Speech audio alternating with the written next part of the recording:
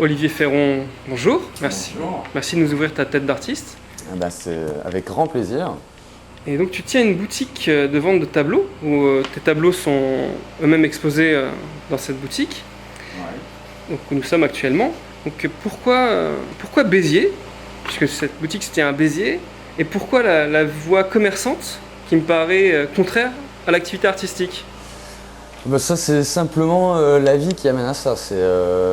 Pourquoi Béziers? Parce que je suis venu pour la famille tout simplement. J'ai quitté Béziers il y a longtemps. Moi je suis bruxellois. J'ai fait toutes mes études à Bruxelles. Je suis né là-bas, donc voilà. Mais je suis venu à Béziers un peu par hasard. C'est la famille qui fait que. Sinon je pense que je serais peut-être allé à Montpellier ou à Toulouse. Mais Béziers est une très jolie ville et je me suis dit il y avait quand même moyen de faire quelque chose ici. Et le commerce, ça fait depuis peu, je suis artiste depuis longtemps, mais le commerce, ça fait que depuis janvier que je suis commerçant. Parce que je suis peintre décorateur à la base et peintre en bâtiment. Et puis j'en avais un petit peu assez de faire des chantiers. Et quand j'ai vu quelqu'un revendait son commerce d'encadrement et de vente de tableaux, je me suis dit, allez, je vais me lancer là-dedans. Donc je me suis installé dans ce commerce, qui est plutôt agréable. Dans le plein centre ancien de... Dans le centre historique de la ville, ouais. Et du coup, tu as fait quoi comme type d'études à Bruxelles alors? J'ai fait les arts plastiques, ici en France, c'est l'équivalent du lycée, je pense. Après le collège. Et puis après, j'ai voulu rentrer dans des grosses écoles comme les Beaux-Arts, la Cambre. Mais quand j'ai parlé au nombre d'artistes qui essayaient de survivre avec l'art, ça me paraissait quasi impossible de gagner sa vie. Je me suis dit, c'est trop risqué. Je préfère me lancer aux arts et métiers à Bruxelles, faire peintre décorateur, avoir un métier de base et continuer à faire de l'art et de gagner ma vie en faisant de la peinture déco chez les gens. Et donc j'ai fait ça pendant presque 10 ans, quoi. Du coup, pour toi, l'artisanat a-t-il plus de valeur que l'art? Non. Je pense que l'art est bien plus intéressant, bien plus recherché. L'artisanat, c'est quelqu'un qui connaît un métier, qui sait le faire, mais comme n'importe qui sait faire un métier pour moi. Pour moi, l'artisanat, c'est pas de l'art, c'est un métier technique. C'est être vitrailliste, comme mon voisin qui est maître cordonnier, compagnon de France. C'est pas de l'art, c'est de l'artisanat. Mais il y a souvent une finalité esthétique. Il y a une finalité esthétique, tout à fait, mais l'art est fait pour passer des messages et surtout dénoncer beaucoup de choses. L'artisanat n'a pas c'est pas fait pour ça, c'est fait pour justement créer des objets jolis de déco où il y a toutes sortes de métiers. Moi j'ai fait du vitrail aussi. Pour moi le vitrail c'est pas vraiment de l'art, c'est de l'artisanat. C'est une technique qu'on connaît et qu'on peaufine mais il n'y a pas de message là derrière. L'art ce n'est que du message. Donc tu es peintre. Peux-tu nous évoquer ta méthode qui me paraît toute particulière? La méthode pour ce genre de travail? Oui, voilà. Pour ce genre de travail, j'étais parti il y a 10 ans. J'ai un prof de dessin qui m'avait demandé de partir de l'artiste Escher. Et j'ai bien aimé ce premier boulot que j'ai fait. Alors, on ne le voit pas ici malheureusement, c'était la porte de Bordeaux, où ma prof nous avait demandé de tordre l'architecture, un peu comme Escher le faisait. Et après ce premier dessin, j'ai adoré, j'en ai fait d'autres. Et immédiatement, je ne sais pas pourquoi, je suis parti tout de suite dans le côté anticapitaliste. Peut-être parce que c'était il y a 10 ans et que voilà. Enfin, ceci dit, j'ai pas changé. Donc en fait, il y a une explication sur la transition de l'architecture traditionnelle avec les bâtiments entre guillemets capitalistes, donc les buildings, les gros bâtiments d'aujourd'hui. Et j'incorpore des buildings et des messages anticapitalistes, voilà, dans des milieux traditionnels tels que Venise ou ce genre de choses. J'aime bien mélanger les deux. Et pourquoi du coup la ligne courbe? Alors justement parce que pourquoi les bâtiments sont courbés? Simplement qu'en fait tout simplement le passé est en train de s'écrouler, c'est un petit peu le message. Parce que les bâtiments comme les buildings et tout que je vais faire derrière, les marques comme Coca, NBC et tout ça, là les buildings sont tout droits. Eux, ils sont dans la grandeur, dans la force, ils sont là et ils démontent tout le reste. Et le reste, c'est l'architecture traditionnelle qui s'écroule. Un des beaux exemples, c'était San Carlo que j'ai fait ici, que j'ai transformé en McDonald's. Pour moi, c'est absolument pas impossible que McDo rachète des anciens édifices à Venise pour en faire des McDo. Hein. Tout est dans la dénonciation du coup, dans ton travail. C'est ça, voilà. Bah, ici, par exemple, là, je dénonce l'agression visuelle au quotidien de toutes ces marques que l'on voit tous les jours nous bouffer la tête et ça nous force à consommer, à croire que c'est normal. Et voilà, moi je dénonce ce genre de choses, ça c'est sûr. Tu travailles avec quel type de matériaux et d'outils? Alors je travaille toujours sur feuille, enfin en majorité, sauf le Tokyo là, qui est fait sur panneau de bois. Mais c'est sur feuille, alors je travaille au Artline et à l'encre de Chine, et Artline et aquarelle. Que penses-tu de toi-même en tant qu'artiste et qu'attends-tu de l'observateur qui découvre ton œuvre? Moi, en tant qu'artiste, je vais rester humble. Hein. Pour moi, je n'ai pas apporté grand-chose au marché de l'art. Comme disait mon prof d'histoire de l'art, le jour où j'aurai une phrase qui parle de moi dans un bouquin d'histoire de l'art, j'ai réussi ma carrière.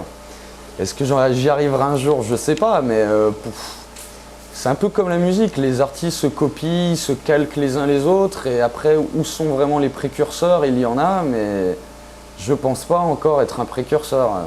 Est-ce que je le serai un jour? Je ne sais pas. Maintenant quand quelqu'un regarde mes dessins et qui comprend le message qui y passe, je suis déjà très content. Ouais. À ton avis, est-ce que l'artiste a expliqué son œuvre? C'est ce que les trois quarts font, et d'ailleurs au plus on va faire un bouquin sur un dessin, au plus on va le prendre au sérieux. C'est-à-dire que maintenant on en arrive au stade où un artiste il va faire 3 tâches sur une toile, tant qu'il écrit un bouquin comme ça en expliquant pourquoi il l'a fait, ça se vend. Et justement, il faut limite plus parler qu'autre chose. Mais est-ce que tu crois pas que cela fausse la vérité de l'art en tentant de le décrypter? Mais si, puisque si on prend Marcel Duchamp qui avait lancé le Ready-Made, il rigolait de ça justement, de ce qu'on pouvait soi-disant considérer comme étant artistique ou pas. Donc lui, il a été jusqu'à prendre un fameux urinoir, signer dessus et dire voilà, c'est une œuvre d'art. Et ben, il a marché parce que en jouant à ce jeu-là, il se retrouve quand même dans un musée et son urinoir, personne ne peut l'acheter, il coûte des millions. Du coup, voilà, j'avais aussi cette question qui nous rapprochait de cette démarche avec les surréalistes et leur manière de créer automatique. Est-ce que, à ton sens, il faut une réflexion préalable avant de créer, ou on peut se lancer comme ça, donc avec un tableau vierge et en faire un travail artistique? Je pense qu'il faut une idée de base, mais après, il va y avoir des gens qui connaissent tellement bien leur technique qu'ils n'ont plus besoin de vraiment réfléchir. Si on prend Jackson Pollock, il va mettre une feuille et sa technique, il la connaît par cœur et son tableau sera toujours différent, mais il connaît son truc et il va... Je ne sais pas si vraiment il réfléchit à ce moment-là. Picasso, c'était pareil. Je l'ai vu travailler sur des vitres en direct. Enfin en direct, dans un documentaire évidemment, j'ai pas eu cette chance de voir Picasso travailler, mais on voit que c'est presque instinctif. Mais après, je pense que ça dépend de l'artiste. Il y en a qui réfléchissent avant de se lancer, il y en a qui font ça au feeling. Moi je réfléchis avant de me lancer, je sais que je vais me lancer sur tel ou tel sujet et j'avise après. Mais, tu fais quoi comme étude préalable? Enfin, moi je travaille d'après photo, donc comme je travaille beaucoup l'architecture et que j'aime bien qu'on voit où c'est et qu'on reconnaisse le lieu, du coup je travaille d'après photo, je le dessine droit, comme c'était un dessin classique, hein, comme je sais pas, n'importe qui dessinera un dessin, voilà, une photo, machin. Et c'est seulement après que je commence à retravailler, chercher des messages, voir ce que je vais faire autour. Je pars d'après photo et puis ça vient au fur et à mesure. Penses-tu que l'art doit être vrai pour être beau, du coup? L'art, il doit être vrai et pour être beau, oui. En tout cas, l'artiste doit arriver à être vrai dans ce qu'il fait, ouais. Il y avait mon prof, je reviens de nouveau sur mon prof d'histoire de l'art, Jean-Georges Massard, que j'aimais beaucoup. me disait qu'est-ce que l'art prostitution en fait? Est-ce qu'on fait de l'art parce qu'on veut être vrai et qu'on veut être un artiste pur? Ou est-ce qu'on se prostitue dans le sens où on va faire de l'art parce qu'on sait que c'est une tendance qui plaît? Et on sait très bien que si on s'intéresse à l'art, on sait très bien ce qu'on peut faire et qui peut marcher. Et est-ce que c'est notre but de faire ça, de se prostituer en fait, de faire de l'art qui de toute façon se vendra et ça c'est très facile. Mais c'est ce que font certains éditeurs allemands pour lesquels je travaille, voilà, comme les triptyques qui sont là et tout. Bah, tout ça, c'est fait pour gagner de l'argent, c'est pas fait pour faire de l'art. Et tu m'emmènes à la question suivante, en suivant un fil, c'était donc quelle liberté dans l'art? La liberté, nous, elle est sans fin. Quand on n'a pas à devoir travailler dans une usine à tableau, à reproduction, nous, elle est sans fin. On peut faire ce qu'on veut, mais il y a des gens, c'est plus de l'art qu'ils font. De nouveau, on parlait de l'artisanat. Pour moi, les gens qui font des tableaux à la chaîne, c'est de l'artisanat, c'est plus de l'art. C'est des copistes et tout ça, c'est de l'artisanat. Un copiste, ce n'est pas un artiste pour moi, c'est un copiste, c'est un gars qui connaît sa technique. Il n'y a plus d'intérêt, je trouve. L'art, ce n'est pas ça. Donc, à ton avis, quelle est la place de l'artiste dans l'espace culturel? La place de l'artiste dans l'espace culturel, pour moi, sa place, elle est déjà au sommet, elle est tout en haut. C'est sa place. Malheureusement, c'est pas lui qui est le plus reconnu. On va dire quand même que les galeries sont pas toujours ouvertes à tout, que justement, notre place, on ne sait plus trop où se situer, où est vraiment l'artiste. Effectivement, dans l'atelier, ouais, à travailler, c'est lui qui est au-dessus, c'est sûr, mais après, dans l'espace culturel, ça reste quand même le galeriste ou les associations qui décident, qui présentent, qui font quoi. Nous, notre place, elle est à bosser, en tout cas, à continuer à travailler notre truc, quoi. Pour toi, la valeur d'un artiste est-elle déterminable? Non, non. Il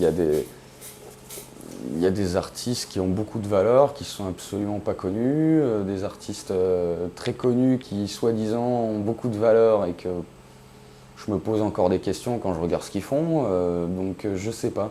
C'est tellement...